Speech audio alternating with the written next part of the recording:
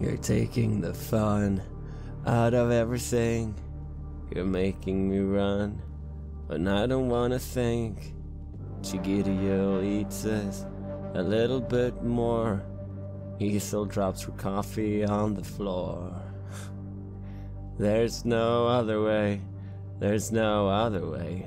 Roaches eat a hobo and I watch them play.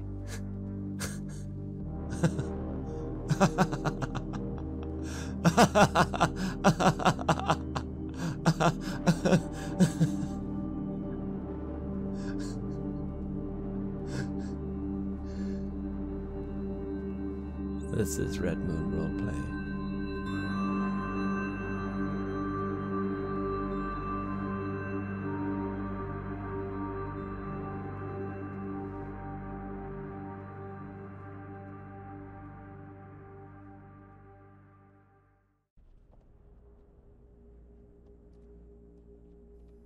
You are sitting huddled together in the back of what must be an old truck. High walls of wood and sheet metal block your view of the outside, but the top is open. The sky is dark and starless above you. A black sun hangs heavily on the horizon and stares at you. The truck engine coughs and rattles. A cloud of exhaust and dust rises behind you. It's bitterly cold and dark, and heavy wooden boxes take up most of the space inside. You are again children, wearing the same clothes as you did when you woke up in the clinic. They're now clean and in better shape, though. It feels like you are smaller than you were then. The clothes are a little bit too big for you. Bjorn, you are holding the doll. I clutch it tightly and look up towards the sky and the black sun, taking in the environment around me, feeling a little bit unstabilized still. That comes with me right into the dream. Yes, but somehow you feel more in control here. It's as if the troubles that are with you in the real world are weighing a little bit less heavy on you here. You hear something opening in front of you, in front of the truck, as if someone's opening a gate. The truck then proceeds to stop, and the back is opened with a large clang of metal as it hits the ground. You are able to exit the truck now if you would like. I get up on my feet and is there any way I can look around or over the sides of the truck, or are they really high for me now? It is really high. Carver, you are also here behind one of the boxes. You hear Bjorn moving around. You're both in there. There only seems to be one way out, and that is to exit the truck. I slowly make to stand. As I do so, I reach out my inner mind to already try and affect this dream. It feels more natural this time, I feel, at least. So I shall roll to do that. And I get 17 to choose 3 options.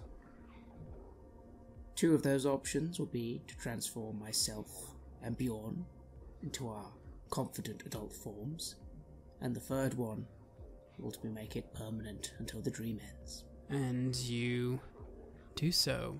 And as that happens, I immediately feel the confidence this control brings, and I nod to Bjorn, and I go to very gently step out of the truck. You exit the truck and you look outside. You see a gate connected to fences with barbed wire on top. 2 soldiers with submachine guns stand guard and are just about to close the gate. They look back toward the truck, at you. They're dressed in tattered, half-molded Soviet army coats and leather hats. You cannot see their faces, but there is something wrong about them. You look around you. This is a refugee camp of some kind. It consists of grey wooden barracks set on stone foundations. All the barracks are modelled after the same blueprint. The ground that you step on is muddy. It seems to be early autumn, and a thin sheet of ice covers the puddles. Everything is worn and shabby. People, adults, look out from the barrack windows or walk around carrying buckets and firewood. You notice them staring at you. They look half-starved and without hope. This must be the camp. How did we make our way here? We've not been here in real life. We are wanting to find it, though. Wanting to be drawn to it. I don't think reality necessarily obeys the same rules of geography as this world we now can access. I think it's based more on longing. I wonder if any of these are real. Any of these people here are actually dreaming this now. Perhaps we should investigate before we do anything drastic. I guess we could ask someone. I mean, we could ask for them by name, and maybe they would direct us to their counterparts in here. What do you think? I'm going to need to assist you in something. Just hold still. And I will again try to affect the dream in Bjorn's direction. So with 15. Again, this time, I will transform Bjorn into the very image of one of these guards currently observing us. I will make that a permanent change for now. And as I have a third option, I'll even make something out of nothing, and I'll just give him... You said they had some weapons on them, yes? They have submachine guns. So I'll give him a small little submachine gun of his own, and transform Bjorn into one of these faceless guards. And as this change comes over him, I goes, I'll let you do the talking. I think you know what to do. How does this feel? It feels odd to see yourself wearing these clothes, yet familiar in some way. You feel as if you have transformed, but the guards that are here, they are touched on a much, much deeper level, corrupted on a much, much deeper level than you are now. You don't want to get to the level where they are. You don't want to be tainted in the same way that they are. You hope that you will be able to return to your normal form soon again. You hear excited yelling. Some of the refugees they're fighting. They're using planks with nails in them. There's a big commotion. It looks like they're fighting over what looks to be potatoes. Rotten potatoes. As you notice this, you also notice shapes wearing grey Soviet military coats drawing closer to you. There's 10 of them. You see their faces clearly for the first time. Their faces are rotted away or desiccated skulls. They have coarse claws that grasp onto wooden sticks and chains, and their coats barely hide the festering, rotting wounds that are covering their bodies. Roll to keep it together with a +2 modification. It is somehow easier here in the dream, but still. But still with the minuses of... Oh, yes, of an already affected mind, yes. I got 10. I got 9. They are approaching you, all 10 of them. They're pointing at you, laughing. They're speaking Russian, but it's impossible to make out exactly what they're saying. They're approaching with their weapons, and Björn, you feel fear. You feel this is a situation that you're not in control of. This is a place that you're not in control of. This is not the real world. In the real world, you would be sure of your actions. You would know what to do, but not here. You freeze. Carver, what do? They're approaching. So I can... I'll tell you what, I will become, losing one stability in the process, angry. I will, as I see Bjorn starting to shake, just sort of say... I start sort of putting my hand behind my back to look like I'm sort of a prisoner. And I just sort of very grunt under my teeth, like, Bjorn, hold it. You are in control here more than you think. Don't fight the dream. You need to go with it, Bjorn. Come on, Bjorn. And I just stand there and I'm not making any sense. Am I one of them? I don't want to be here anymore. I want out. You're not one of them, but you need to pretend to be one for now, like your skills in real life. Skies and all that. I want out. I don't want to be here anymore. Get me out. Carver, as you are speaking to Björn, they come closer and closer, and they're only a meter or two away now from you. What do? I sort of swear very loudly, and I kind of fall to my knees at Bjorn. Again, trying to keep this illusion going. They don't seem to care. And they approach you with their sticks. And they start bashing at you with the sticks. All 10 of them just hitting all that they can.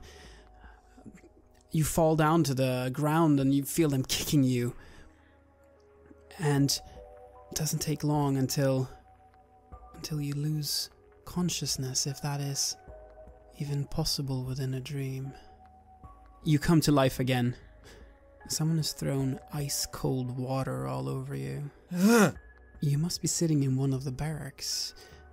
A small, skinny man, dressed in a Soviet uniform, round glasses resting on his nose, sits behind a worn desk in front of you. The desk takes up almost half of this barrack. It's that big. You're sitting on chairs and your bodies are aching. The man is guarded by 2 soldiers, also armed with sticks. A nameplate on the desk says, Colonel Nitkin. The desk has been meticulously cleaned, you can see. You hear behind you people writing on typewriters. Who are you? The man asks. I blink as I feel the cold water running over me, and I look up and I look at him. Does he look real? Does he look more real? He looks much more real than the guards do. He giggles and lets his swollen tongue play along his lips. You're making me ask again. Who are you? I look over to Carver. What do we do? What do we do, man? I just sort of glare at this individual. I am just simmering with annoyance at all this. And I just sort of shrug at this and go, James Carver is who I am. Who are you? He walks up to Björn and he asks, who are you? I don't know. I don't know who I am. He smacks you. Ow. And you hear the men in the background who are noting on typewriters. It seems like they're taking note of everything that's being said and being done in here. Who are you? Björn. Kutsiev. Björn Kutsiev. Yes, that's me.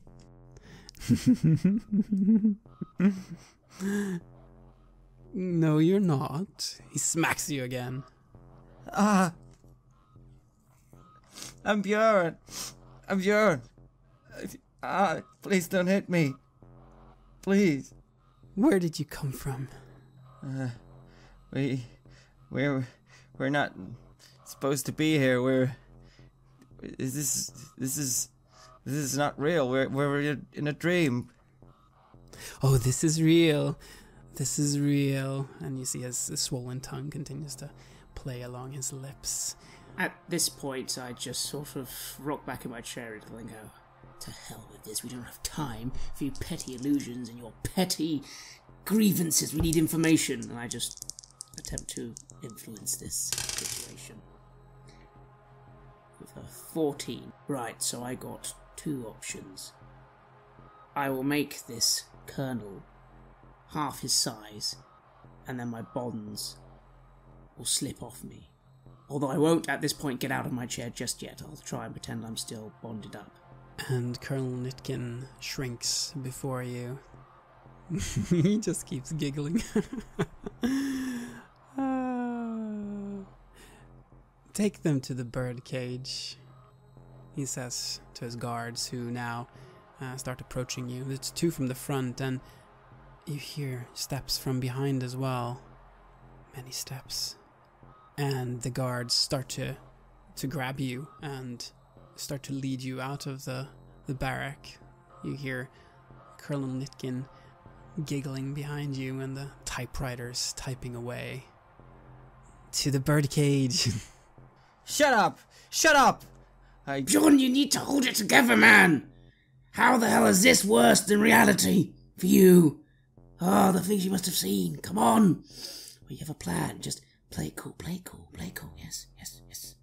I'm not struggling, by the way. I'm letting them take us out at this point.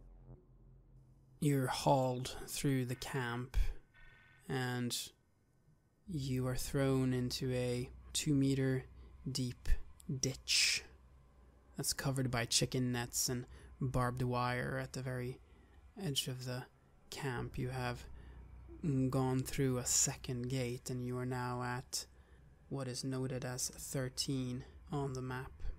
You notice that you are not alone. You're thrown down, and there are bodies around you. Many small bodies, children. They're looking at you, dirty faces everywhere. The net is pulled over the ditch, and you're stuck here down with them. They all suffer physical mutations or changes or whatever it is, just like the contorted mental patients at the Frankfurt clinic. And they act like they've gone insane, laughing and scratching and digging into the cold ground. There's a horrible stench that envelops you. What the hell is this place? Why? What do they use this place for? I don't know, Bjorn. We don't have time to focus on that. Don't look at them. Don't look at them. It's so cold.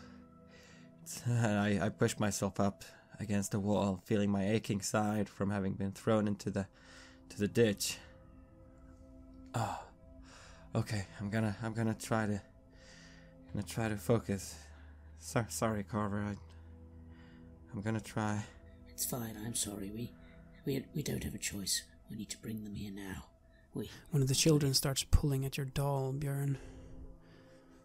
Give me, he says. A boy, maybe 10 years old. What do I think? Should I give this to him? No, you must not let the doll go under any circumstances. That is paramount not only to your survival, but, well, much is at stake. He's trying to take the doll from you. What do you do? I hit him in the face. I try to punch him. Get away from me. Engage in combat. 12. You're able to punch him, and you see how blood comes out of his mouth. Is that a tooth that came out as well? He stumbles back, but he has the doll in his hand. The other children are now flocking around him. You're standing there now without the doll in your hand. What do you do? I try to wrestle it free from him. I kneel down to take it, and I don't care what happens. I'm gonna use any violence I can to get these children away from me and get me back my doll. They have pulled away the doll, and you are rushing towards them with violence in your mind. Roll to engage in combat to get what you want. 11. I kick at them and I try to hit. Just damage them. Inflict damage and get them away and get them down. And you do just that. You hit violently all around you. And they're just children. So, of course, you take them down. And you get the doll. And you look around you. The children are now... they're hiding in a corner of the ditch. The ones who are left standing. The ones who are left alive. There's 3 small bodies lying lifeless on the ground. Blood pouring out of their mouths. But you have the doll now, Björn. You have the doll. That's what you get. That's what you get. I shout at the remaining children. Now stay the fuck away. You disgusting, freakish... I don't know, whatever you are. They are children, Björn. They are children. Carver, what do you do? So have the children now, perhaps, for the moment, been threatened away from us? Like, are they leaving us alone now, or are they getting ready? They seem to be very afraid of you. They seem to be keeping their distance. That's good. I don't, in my current state of mind, I do not see these things as children. I do not care what's happened to them. They are just elements of a phantom of a dream. And I just motioned to Bjorn to come and join me in the corner of the cage. Like, Bjorn, good. Now come to me. Come to me, Bjorn. We need to focus, yeah? Come to me. You've got the doll. Let's just talk. Bjorn. Right. You with me, Bjorn? You know, you're Bjorn, right? Yes? No. Look, you don't have that costume anymore. I'm sorry. Maybe that wasn't the right costume. What disguise for you? You alright? Yeah, I'm fine. You need to be the Bjorn I don't know about, the one with all these military skills and all this training and army stuff, and you need to start thinking like that, Bjorn. We're in a camp, a military camp, and we need to infiltrate and escape. Yes, you can do that, can't you? I can't do that in reality, but here you can. You just need to tell me what can I do to help you, Bjorn? What can I give you? What would make you feel better? I don't understand, man. I thought you got us here because you wanted us to you wanted to bring in these, Lila and Ethel, man. What am I supposed to do? I can't even harm these things. You can harm them if I give you the weapons, but you need to tell me what weapons to give you. I don't know that, do I? But for what purpose? What am I gonna do? Give me a C4, man, and I blow this place sky high. I look around for a moment and I go, think. He said birdcage. Remember that? Are Ethel and Thingy already here? Or do I need to bring them in? Well, I don't know. I mean, we have met other people here. Something tells you that they are definitely here. They have always been here. You just need to find them. I stop for a minute, feeling this. They're here. Yeah. They are here. But I... Alright. We should use this moment just to talk a little, make a plan, and then we go. I then look at one of the children and I go, any of you children know an Ethel? They are afraid and sobbing and completely scared to death of you. None of them answer to you. As you look around you here, you again notice that you are in this ditch, this hole dug in the ground, and then this net, like the kind of fence you would have around a chicken coop, and barbed wire covering the top. But the ditch is only 2 meters. It's only 2 meters tall. It's built for children. You are not children. I very quickly then say, I know you fear us, but don't you want to be free? Put your hand up if you want to be free from this place. We can free you. You just need to tell us one thing, and you will be freed from this cage. Isn't that right, Bjorn? Yeah. Yeah, look, I didn't want to hurt them. You can't take this. And I hold up the doll. It's mine. But we want to help. One of the children, a little girl, horribly disfigured, she points upward out of the hole. She says in Russian, "Up there. They're up there." I'm pretty tall myself. I could probably jump up and reach for the first level of the fence, but do I think I can get over it? I mean, even with the barbed wire and stuff. You could probably jump up and reach the net. That would not be much of a problem. You can basically just reach it standing, but there's barbed wire covering it as well. So if you try to pull at it, you're afraid that you're going to cut your hands. You will need something to get rid of this cover, this net above you. So I will look towards the ditch and the barbed wire at the top. And I'll just focus my control to see if I can assist us a little in this.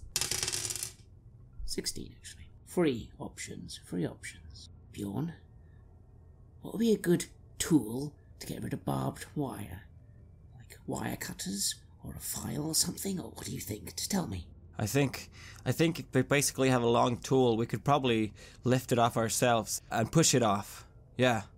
Something long.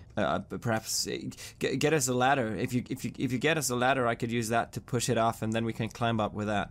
All right, hang on. I search around in the pockets of my dream coat, finding, I imagine, perhaps a few objects in my pockets, bits of paper, pens, pencils. Actually, I would have a pencil. Yes, and I take out the pencil. I quickly run over and I transform the pencil into a ladder, and then I give Bjorn a sort of wire cutter based tool, and I'll make the ladder permanent. And you do that. And you have a ladder and you have a wire cutter. Everything you need to get out of this cage.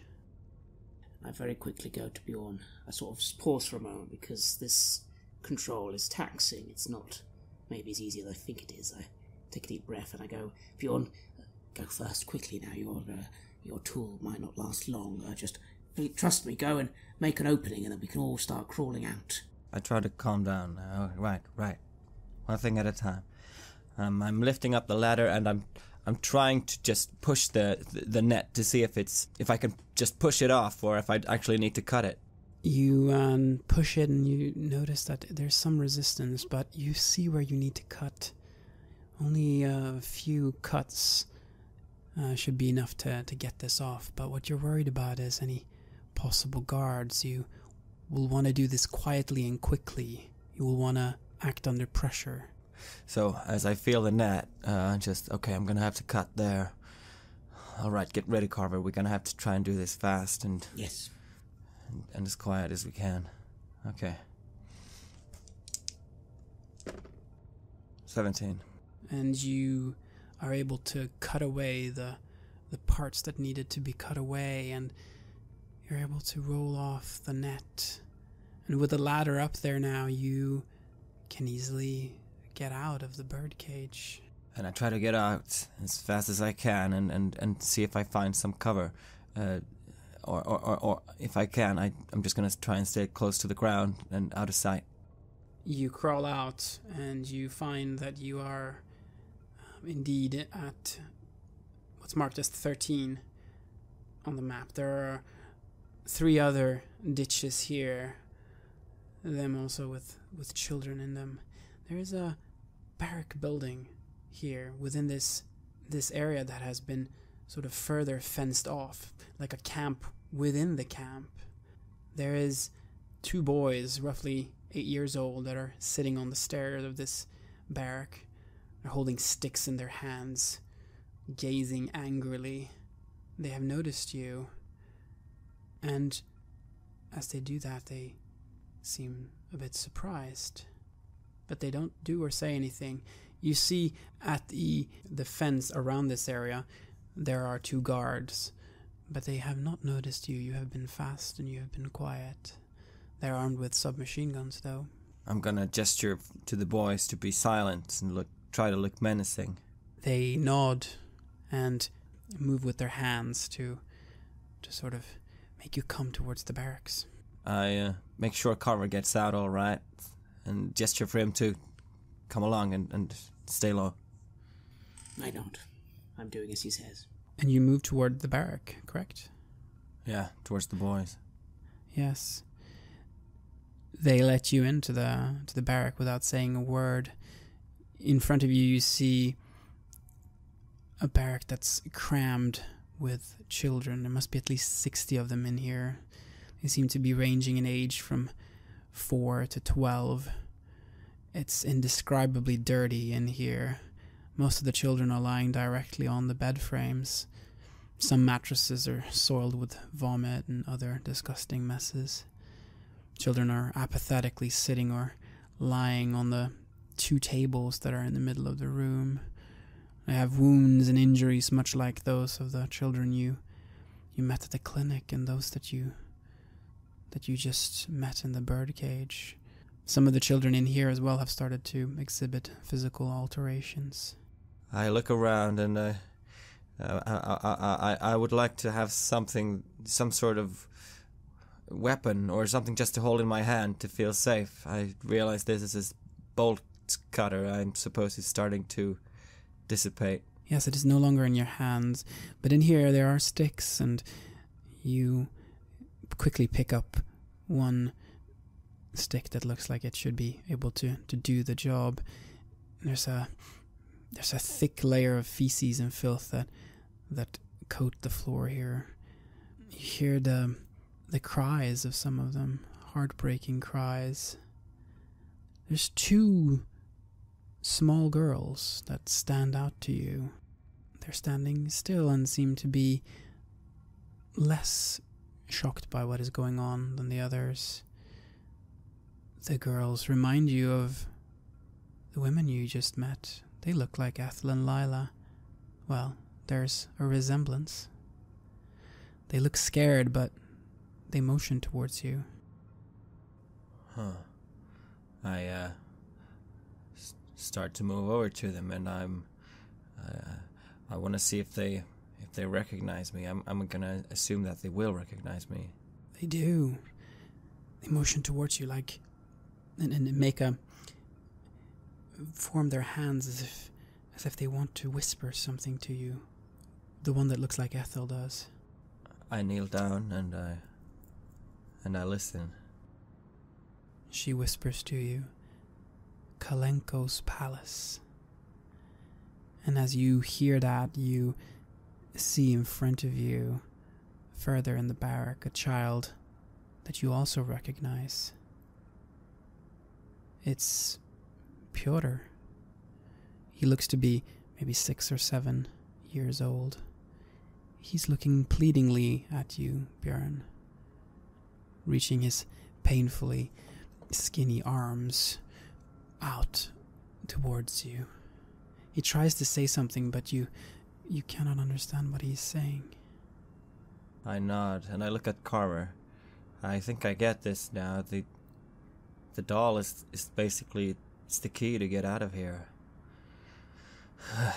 Kalenko's palace. I tell him that's what she said. Kalenko's palace. What does that mean? Who's Kalenko? Have we heard that name before up to this point? No. I sit down with her again. Who is this Kalenko? They have nothing more to say to you. They just point towards Pyotr. It's time. I nod and it's time to go, Carver. I start moving towards Pyotr to give him back the doll. Do you give him back the doll? You're standing right in front of him. He looks up at you.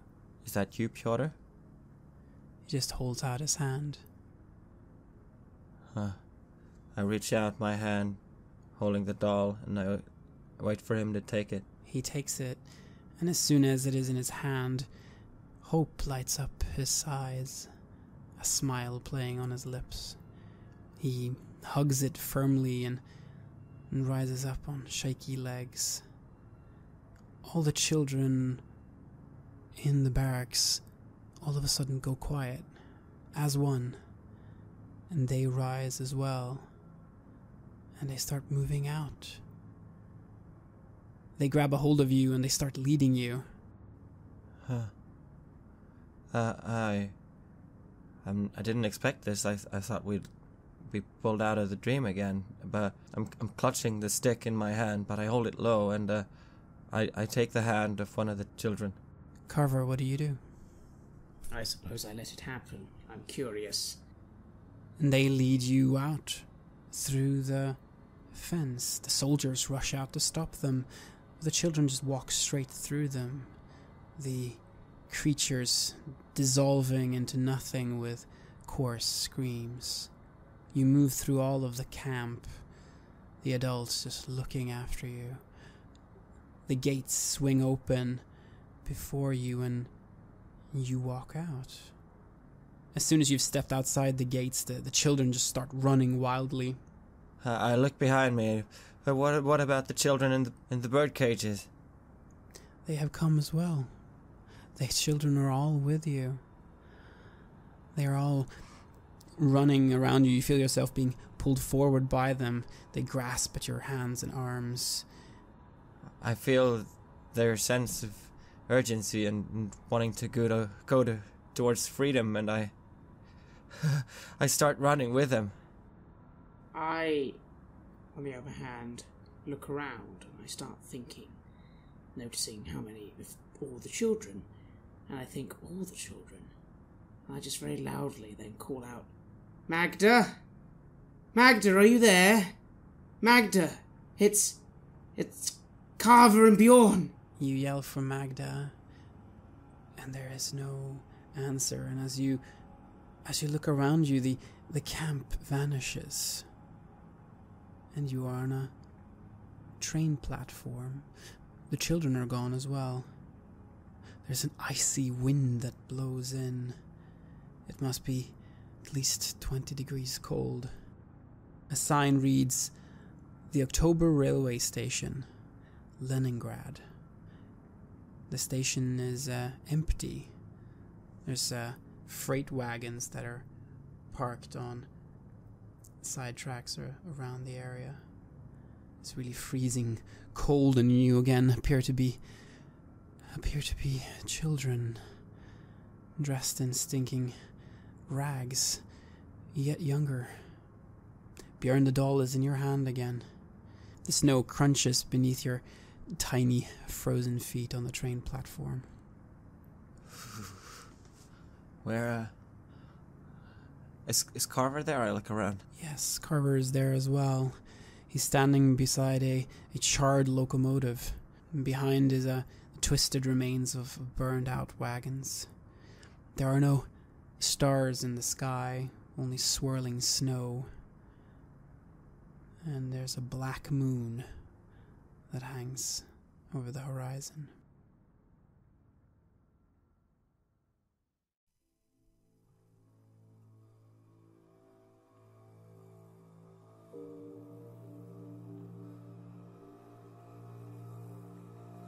You have listened to an episode of Red Moon Roleplaying, where we play the campaign The Black Madonna for the tabletop role-playing game KULT Divinity Lost.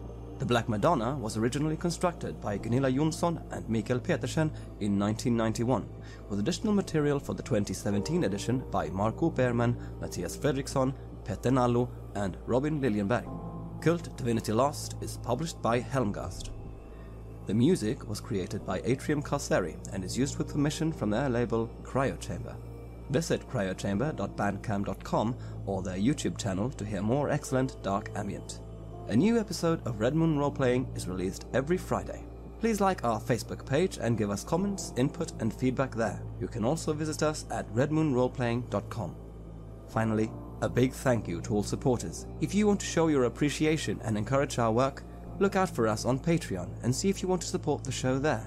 While the show will always be free of charge to our listeners, Patreon supporters will have access to extra material, such as a bonus podcast where we answer your questions about the campaign and role-playing games in general. If you just can't wait, you can even get access to the full-length, raw and unedited versions of our gaming sessions way before they are released as finished episodes. Thanks for listening. Looking forward to meeting again next week.